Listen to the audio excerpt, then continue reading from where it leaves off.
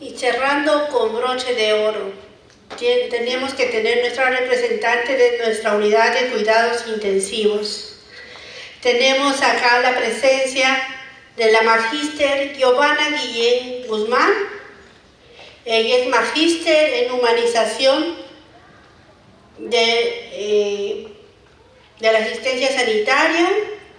Ella es enfermera egresada de la escuela del arzobispo Loaiza, Universidad Cayetano Heredia, enfermera especialista en cuidados intensivos y es miembro activo del equipo del programa de trasplante yegno de nuestro querido hospital Edgardo Rebagliati Martis, para la cual pido un voto de aplausos, por favor.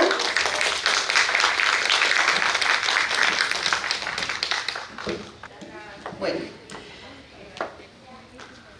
bien, todo lo que se ha tratado el día de hoy realmente es muy enriquecedor, a pesar de que en todo momento se han escuchado los mismos términos, los mismos conceptos, pero creo que eso también ayuda a que todos tengamos muy claro lo que significa esta terapia de soporte avanzado. Bien, todas estas experiencias que han comenzado hace muchos años ya tienen una forma de organización a nivel mundial, ¿no? Entonces, la organización que se hace cargo de recabar todas estas investigaciones, todas las experiencias que tienen en diferentes países, es la ELSO, ¿no? La ELSO, por sus siglas en inglés, significa Organización de Soporte Vital Extracorpóreo. Esta organización nos brinda los protocolos, las directrices para el manejo adecuado de la terapia ECMO. Entonces, está centralizada en Latinoamérica, en Asia, en Europa, obviamente en Estados Unidos, ¿no? Que es, digamos, la sede central donde donde se recaba toda la información de todos los centros ECMOs que son calificados, ¿no? De diferentes países. Bueno, entonces ya el concepto de oxigenación con membrana extracorpórea lo sabemos, es una terapia invasiva que tiene riesgos potenciales, ¿no? Por eso existen estos protocolos que nos van a hacer la diferencia en cómo es el manejo correcto y adecuado, ¿no? Esta terapia se inició en el año 75, eso es algo que también ya se ha hablado bastante durante el día, y para esto es necesario contar con la tecnología. En cada centro hospitalario se debe tener la tecnología adecuada, correcta y sobre todo el equipo multidisciplinar preparado, ¿no? Entonces, en eso estamos ahora, en un periodo de recordar, de volver a formarnos y de capacitarnos. Es algo muy importante.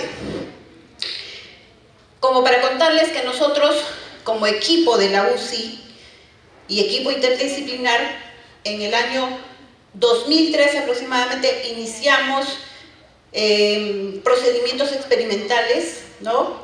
Modelo animal. En aquella ocasión hicimos varios talleres con chanchitos y pues teníamos la experiencia justo de poder hacer la inserción de la cánula, colocar todo el sistema y ver cómo funcionaba. Era experimental y para nosotros era muy novedoso, ¿no? No tengo fotos de esos momentos porque lamentablemente se me perdieron en una ocasión que perdí mi computadora, ¿ya? También ha sido importante porque eso nos impulsó a que como equipo quisiéramos aprender más, ¿no? Entonces en el 2014, en uno de los congresos de la ELSO, que fue en Sao Paulo, Brasil, también asistimos el equipo de la UCI del segundo C, igual con las colegas perfusionistas de sala de operaciones del segundo piso, médicos en nuestra UCI. Fue también una experiencia donde validamos, digamos, toda la parte preparatoria para nosotros poder atrevernos a seguir adelante. Bien, entonces ya se dijo bastante que esta técnica es una forma de asistencia circulatoria mecánica, que está diseñada ¿para qué? Para un soporte cardíaco y respiratorio, ¿cierto? O sea, ya, eso ya se ha dicho bastante, así que lo tenemos muy claro. El ECMO, a diferencia de el soporte de circulación extracorpórea que reciben los pacientes en las cirugías cardíacas complejas, es que esto sí puede tener una duración de varios días, incluso semanas, ¿ya? Entonces esa viene a ser la diferencia. Y también tiene ventajas, sobre todo que la canulación viene a ser, digamos, con una técnica percutánea, que se puede hacer con una técnica percutánea disminuyendo los riesgos si es que se hiciera también dentro de sala de operaciones, y pues viene a ser un procedimiento entonces que puede hacerse de manera rápida, en un momento de parada cardíaca, un momento en que un paciente se descompensa y de pronto se tiene que dotar de todos los materiales y el procedimiento se puede hacer rápido, de una manera precoz. Los tipos de ECMO también lo sabemos, lo vamos a repetir, no van a cambiar, ¿no? Ni porque lo dijo el doctor Vidal, ni porque lo dijo el doctor Cosquillo, son los mismos. ECMO veno-venoso y ECMO veno-arterial. ¿Veno-venoso para qué? Para asistencia puramente. Muy bien, ya ustedes saben más que yo, así que ya me voy. Veno-arterial porque hay una falla cardíaca, ¿no? Que ya ha desistido de todos los tratamientos que se han dado al máximo, pero siempre y cuando el paciente sea recuperable, ¿no? Entonces, puede ser utilizada como puente a la recuperación del órgano afectado, ya sea el corazón o el pulmón, o como mantenimiento de la estabilidad hemodinámica del paciente, ya que está totalmente desestabilizado, ¿cierto? O también cuando se tiene que esperar la implantación de un sistema de asistencia ventricular mecánica, que de repente el hospital no lo tiene que traerlo de otro centro. Entonces es una medida que nos va a permitir y que va a permitir al paciente esperar ese periodo, ¿verdad? Así como contaron que un paciente que vino porque necesitaba el ECMO y ser trasladado para luego ser operado, le permitió la oportunidad de poder llegar a su cirugía, ¿cierto? Ya, entonces aquí igual, no se ve bien, ya lo han dicho muchas veces, el veno arterial, que viene a ser el sistema donde se sale, la salida es por una vena y el ingreso es por una arteria, ¿no es cierto? Sangre arterializada, pero que regresa a la arteria, y el veno venoso es salida vena y entrada arteria también. Ah, ya, muy bien, están despiertos. ¿Ya? Entonces, yo creo que esos son conceptos que ya durante todo el día se han dicho y no vamos a poder equivocarnos, ¿no? Entonces, tenemos que el ECMO veno-venoso puede ser de diferentes formas, ¿no? Puede ser con una cánula de doble lumen, que como ya lo dijeron también, se pone en la yugular, tiene dos salidas, y el peligro de eso es que puede haber recirculación, ¿no? También puede ser femoral, la salida, la vena femoral, y el retorno en la vena yugular, ¿ya? Entonces estamos en un sistema para asistencia respiratoria. ¿Cuáles son las indicaciones para este ECMO veno-venoso? Como soporte únicamente respiratorio, cuando hay una insuficiencia respiratoria muy grave que ha fracasado todo tratamiento convencional, ¿no? Y que el pulmón ya no da más.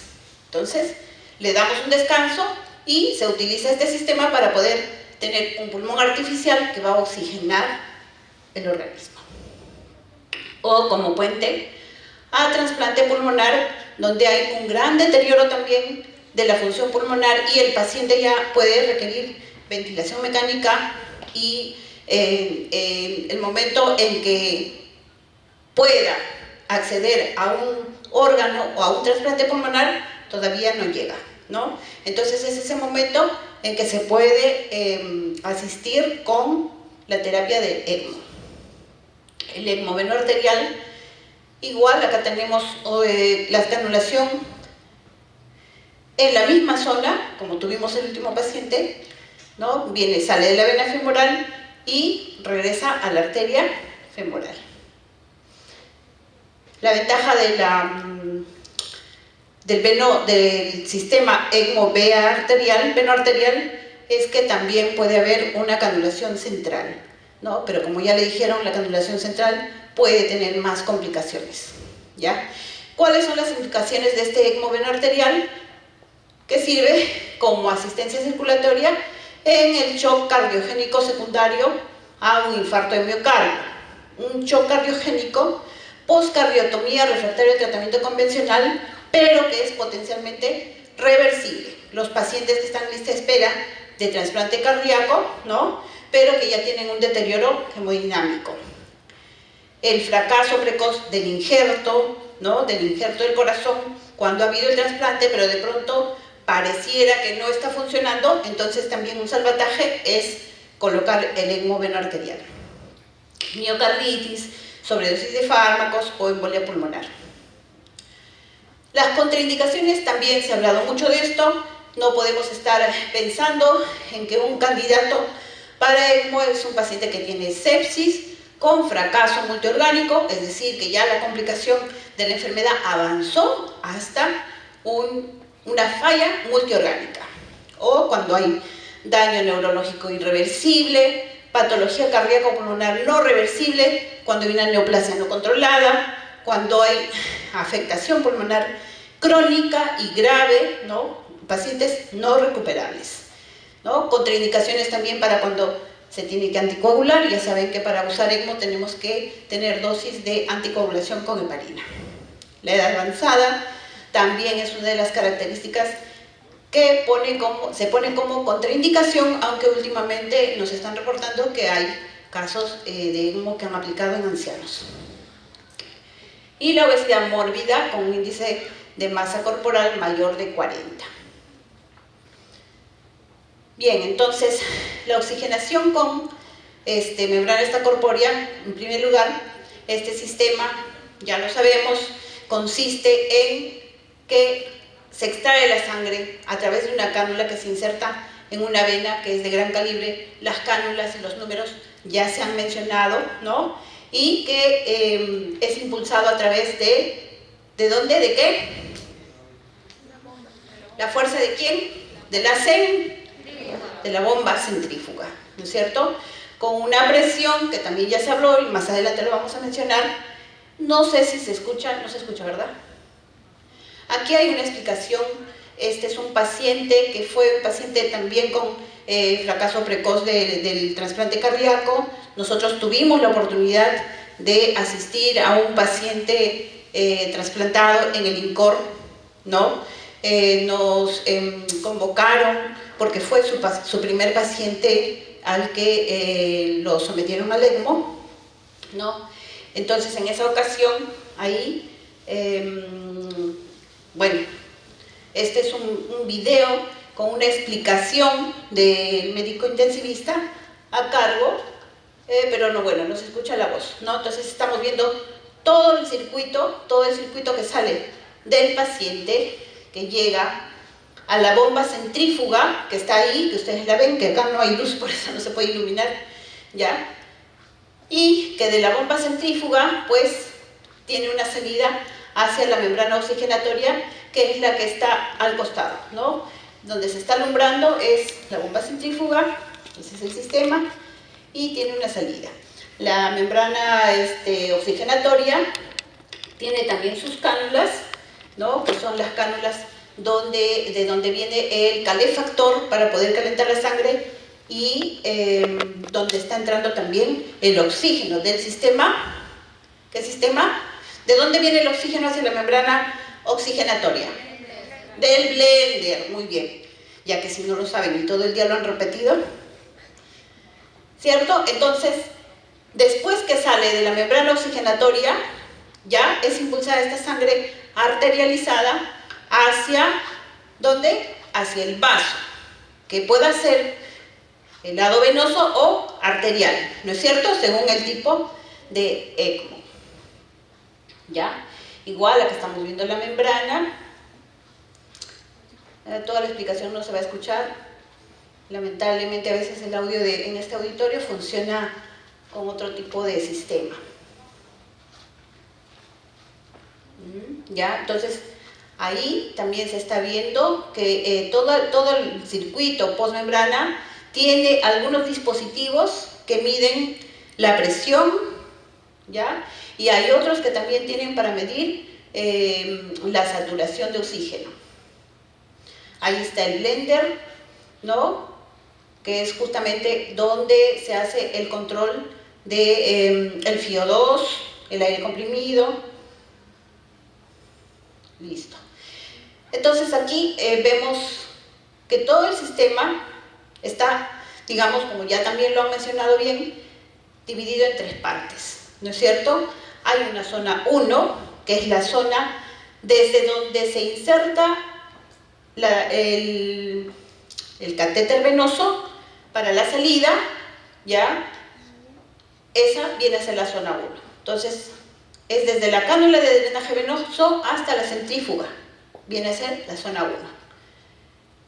Esa zona, hasta la centrífuga, tiene una presión que va de un rango de menos 30 a menos 70. Es negativa, ¿no? Tiene que ser negativa porque va a extraer. Entonces, con la fuerza que va, la centrífuga extrae la sangre.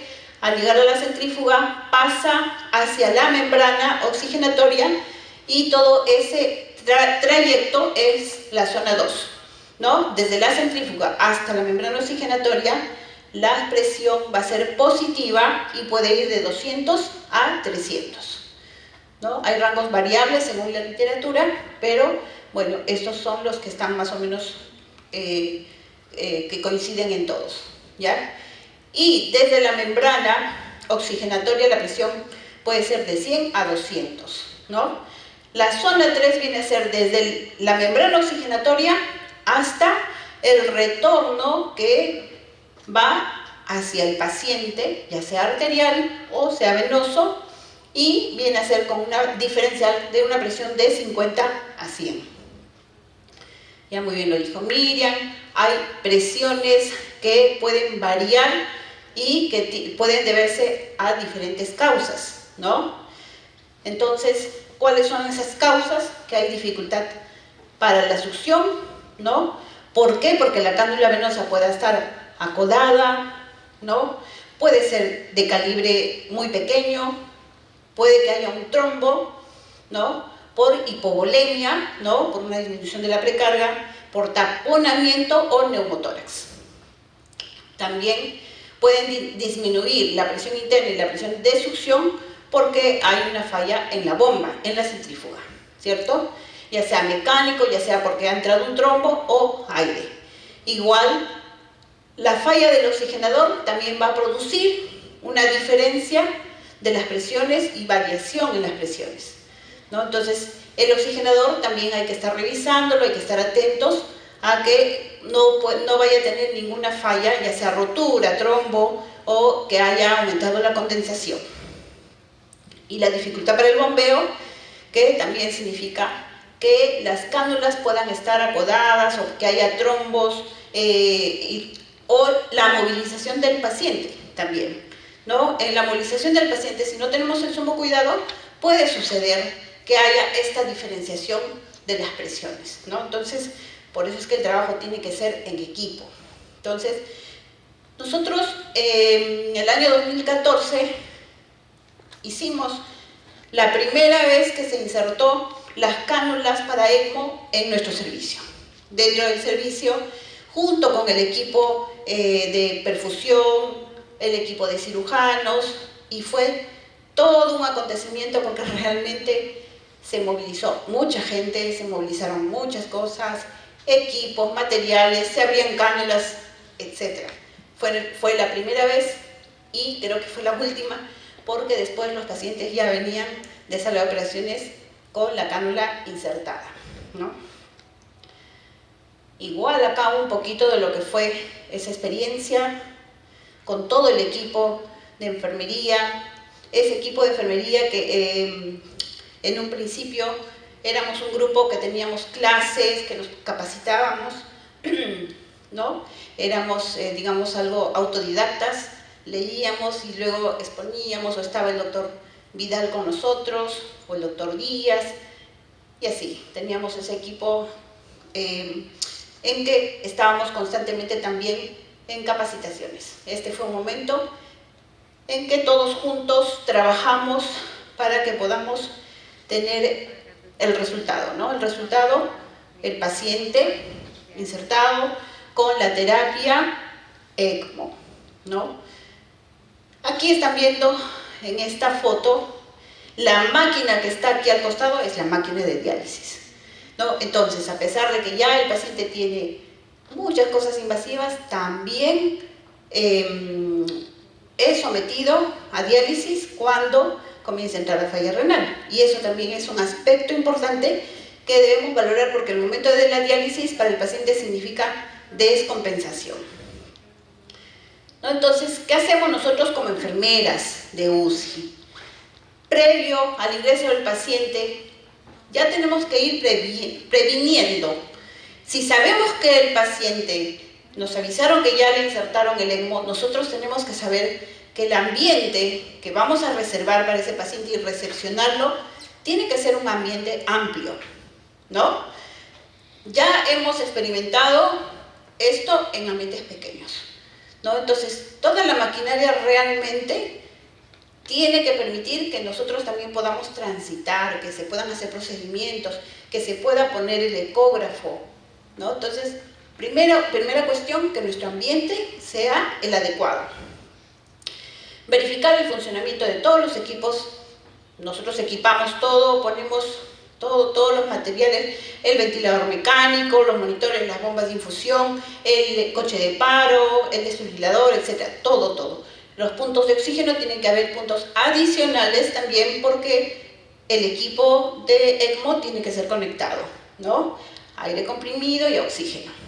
Nuestras bombas y, sobre todo, el equipo de profesionales que debemos estar todos preparados y listos, ¿cierto?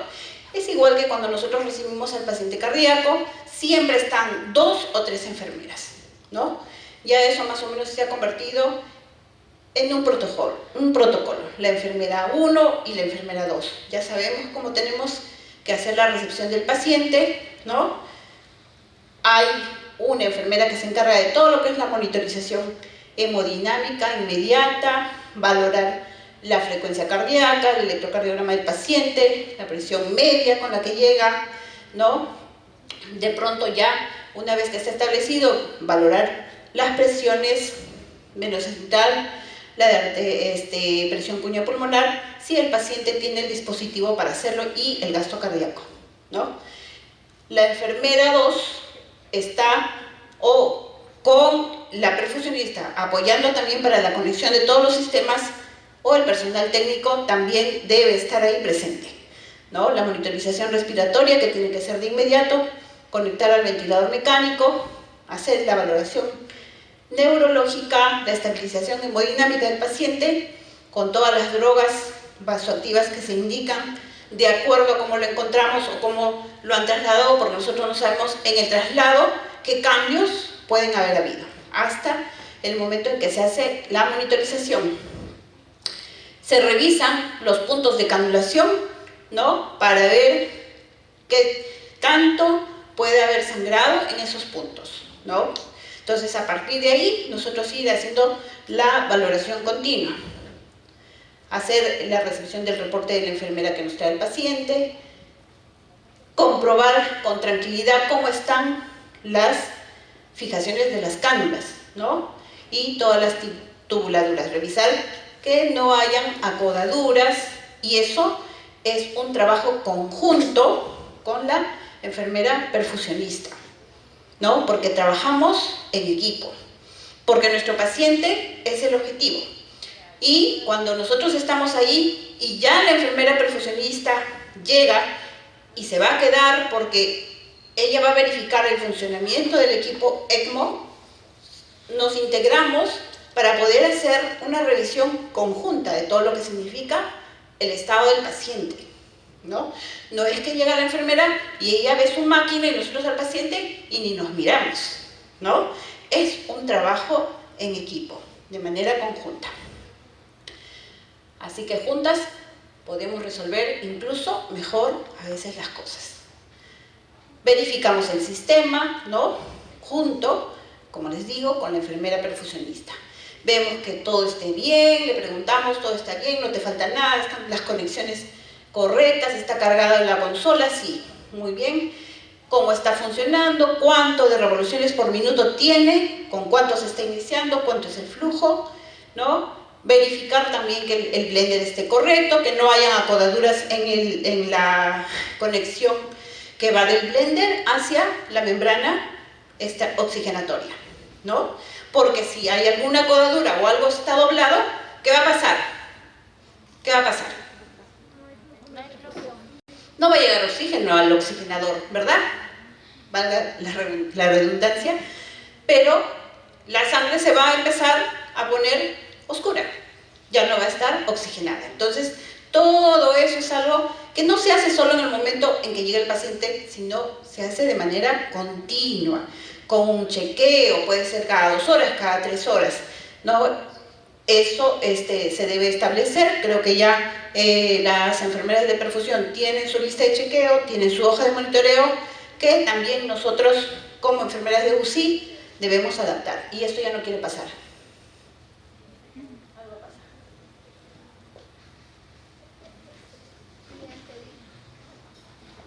Córrelo a ver. Ay, creo que ya se cansó también eso. A ver, pásalo. No, avanza. Tampoco, se colgó. Nada.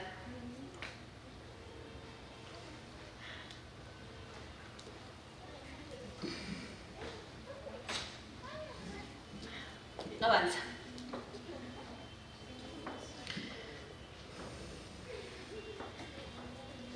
¿Ya? Entonces, realmente todas estas cosas sí las hemos escuchado, ya las tenemos en cuenta, pero nosotros somos las enfermeras, las que estamos a pie de cama del paciente y tenemos que estar observando minuciosamente todo, cada una de las... A ver, vamos a ver... Ya está, mucho me lo has avanzado. El que ya se quiere ir ya. Ya, entonces estábamos viendo esto del mezclador de aire, ver la fijación correcta de las... Ay, perdón, yo soy la que se quiere quedar. ¿Ya? Entonces, cómo está funcionando también la consola con las revoluciones por minuto, el flujo, todo esto, de acuerdo a cómo nosotros lo veamos y veamos que esos parámetros son los que queremos para el paciente, entonces van a hacer que todo vaya bien. ¿Ya?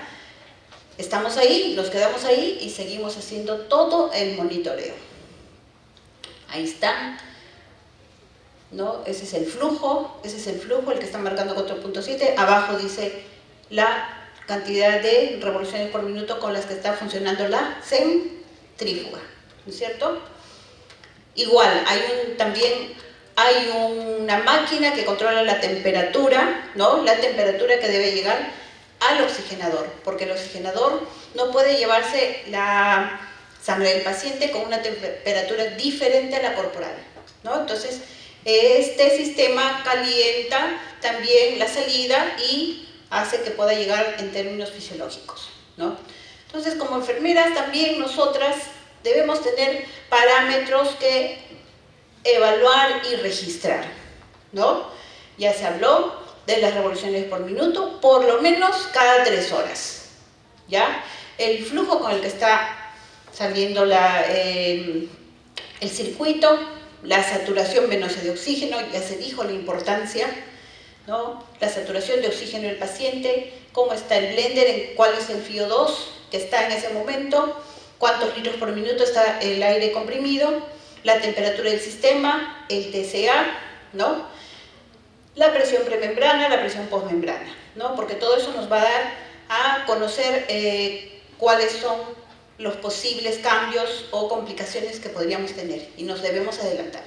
Aquí una lista de chequeo, ¿no? Esto lo revisé en una presentación de un caso clínico, ¿no? Que hizo una enfermera del INCOR, ¿ya?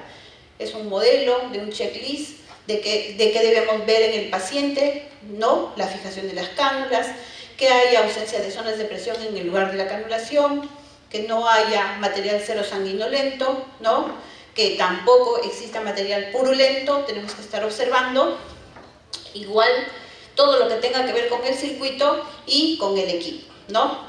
El equipo obviamente tiene que tener una linterna, las pinzas de las que ya se habló, ¿no? El carro del ECMO que tiene que tener también un equipo adicional, ¿no? Por si sucede algún evento, ¿no? En ese momento en que sucede el evento, somos todo el equipo que tenemos que estar ahí para resolver, ¿no? Entonces, todo tenemos que estar previniendo para cualquier situación de emergencia. Entonces, nuestros diagnósticos de enfermería tienen que ver con el riesgo en las alteraciones de la entrega, demanda y consumo de oxígeno. Para eso vamos a revisar bien cómo está funcionando esa membrana oxigenatoria, si está recibiendo el oxígeno de manera eficiente, si no tiene trombos, ¿no? Verificar las cánulas que estén correctas, etcétera. Todo lo que realmente estamos un poco ahora reforzando, ¿ya? Pero como enfermeras ahí tenemos que estar. También tenemos otro diagnóstico que es el riesgo de disminución en el flujo sanguíneo del paciente sometido a ECMO. ¿Por qué? Porque estamos haciendo una terapia trabajando con flujos, ¿no es cierto? Entonces, en la parte respiratoria, las intervenciones están orientadas a registrar esas modificaciones del flujo de aire, del FiO2, controlar los parámetros del ventilador, como siempre lo hemos hecho, las estrategias de protección pulmonar, valorar todo lo que tenga que ver con la oxigenación, saturación venosa, oximetría, ¿no? Ruidos respiratorios, ver las secreciones también del paciente, ¿no? Los cuidados que siempre hemos hecho. Y la saturación venosa central, eso sí o sí, siempre verificar que esté en los rangos aceptables, ¿no? El cuidado de la higiene bucal, no debemos dejarlo de lado, el paciente está ahí y nuestros cuidados siempre van a ser de óptima calidad, ¿no? Con el paciente.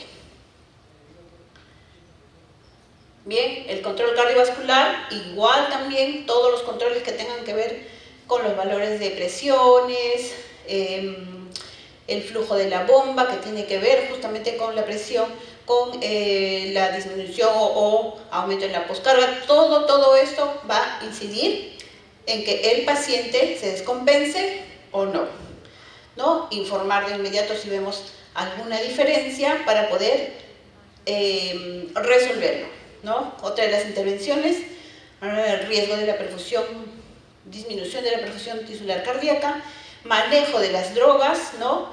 Manejo de las drogas adecuadas, y ya vamos a quitarnos vasopresores o de repente necesita vasodilatadores si está hipertenso, ¿no? Entonces, ver cuál es el medicamento y el momento adecuado para usarlo.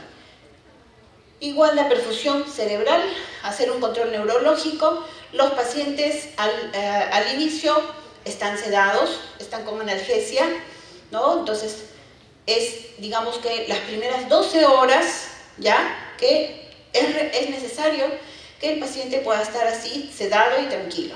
Entonces, después, cuando ya se va a estabilizar hemodinámicamente, se inicia el retiro de la sedación de manera progresiva, y ahí es donde se tiene que seguir evaluando neurológicamente, valorar las pupilas, ver si hay cambios, porque en esta terapia tenemos un riesgo de sangrado, ¿no? Por la anticoagulación, ¿ya? Entonces, valorar también el dolor, ver cómo está el estado de conciencia del paciente, si nos entiende, nos responde, ¿no? Mientras está sedado, de preferencia, hacer un control con BIS.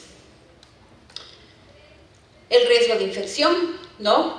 Que también es muy alto en este paciente porque está con dispositivos invasivos y tenemos que tomar las mismas medidas de asepsia que tomamos con todos los pacientes y tal vez en extremo. Por eso es que en nuestra unidad una sola enfermera se hace cargo del paciente, con todas las medidas de bioseguridad que ya están establecidas en nuestros protocolos del servicio. El riesgo de sangrado, como ya lo hemos escuchado, por la anticoagulación es algo que puede ocurrir. Entonces se hacen los controles respectivos, ¿no?, del TCA junto con la enfermera perfusionista que está ahí. Coordinamos, se hacen los controles y también hacemos la valoración de la cantidad de infusión de heparina que está pasando al paciente, ¿ya? Entonces esto tiene que ser aproximadamente también entre cada 2 horas, cada 3 horas, dependiendo de cómo encontremos los valores y la observación de signos de sangrado que puedan haber de repente en la orina, un rasgo de hematuria, o también estar revisando cómo está el residuo gástrico, porque en algún momento podría haber un pequeño sangrado gástrico, ¿no? Entonces, digamos que habría que hacer de manera más frecuente un lavado gástrico, ¿no?, la revisión de cómo están las características de ese lavado gástrico. Los controles sanguíneos, obviamente, ¿no?, hemograma, de coagulación, el tromboelastograma, que eso en nuestro servicio lo hacen los médicos. Ahí tenemos un tromboelastógrafo. El control nutricional, el paciente no deja de alimentarse, ya vemos en qué momento inicia la alimentación, verificar siempre que la sonda esté colocada correctamente, ¿no?, que esté permeable, los residuos, como ya les dije, verificar que no haya sangrado, control de la glucosa, ¿no?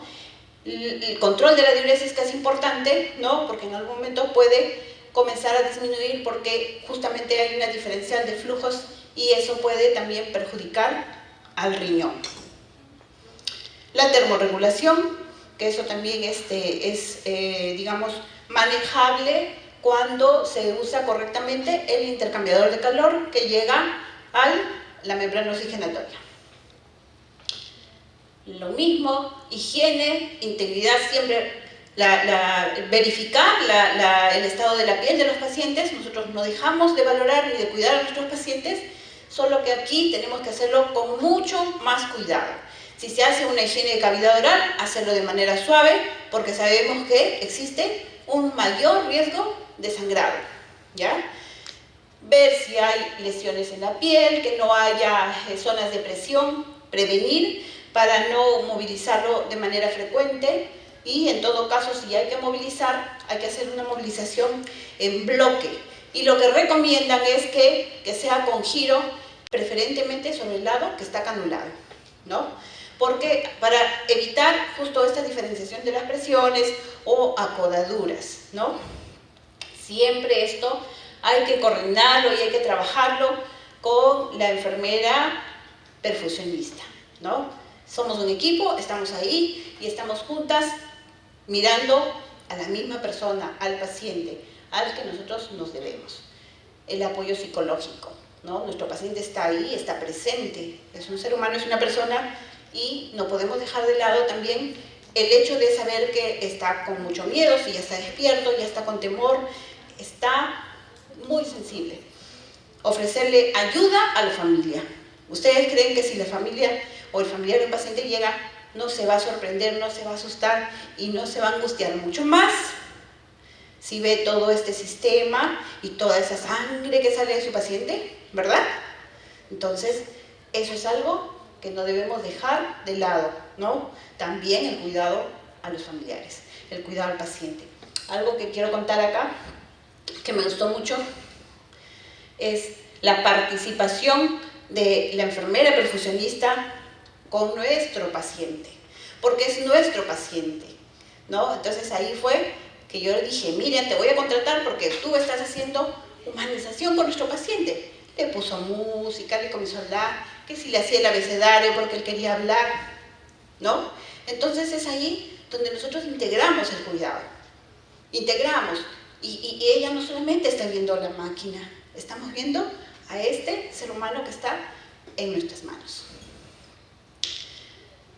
Y bueno, lo que también ya se dijo, control y detección de problemas en el circuito, con todas las características, revisar con el internalet todo el circuito desde que inicia hasta donde termina, o al revés, hacer la revisión de la membrana extracorpórea, de la centrífuga, ¿no? Para poder detectar los problemas. Entonces aquí quiero que vean esto. No lo van a escuchar, pero en lugares donde la terapia con ECMO parece algo común, no resulta difícil esto. Lo van a ver en un rato.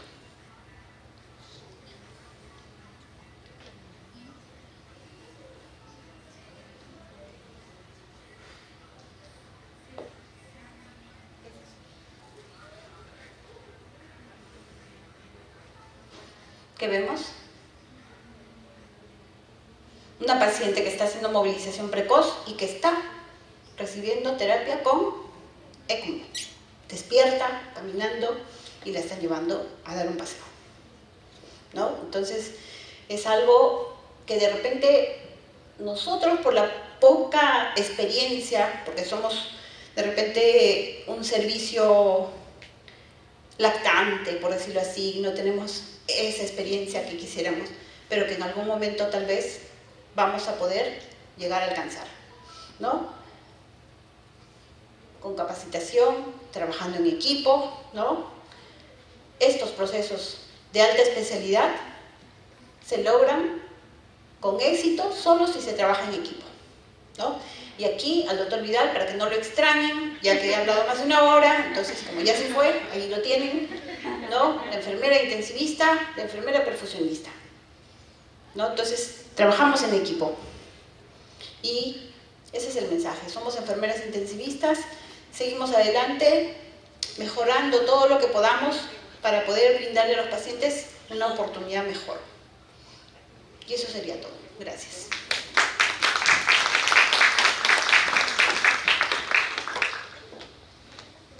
Dada la hora, no hay lugar a preguntas. No, solo pedí el micro para agradecerte una vez más por esta ponencia, ha sido muy clara, ha hablado de los diagnósticos de enfermería, que es nuestro fuerte. Así que un aplauso fuerte para la licenciada, por favor. Y hacemos la invitación a la licenciada Patricia Morales para que le haga entrega de también un recuerdo de este día y su certificado y la foto correspondiente, por favor. Y todos los que están presentes vengan para tomarnos una foto de los sobrevivientes del curso. Cuando termine, por favor. ¿Sí? Los valientes, los valientes.